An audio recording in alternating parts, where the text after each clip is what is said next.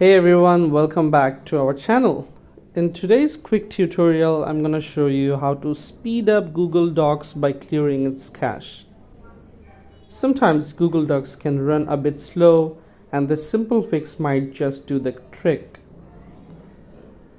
First, open your Google Docs app on your device and make sure you are signed in to your Google account. Then look for the three horizontal lines in the upper left corner of the screen and tap on them to open the menu. In the menu section, find and tap on the settings option. Once you are in the settings, scroll down until you see the clear cache option and tap on it. A confirmation pop-up will appear. Just tap OK to confirm, and you're all set.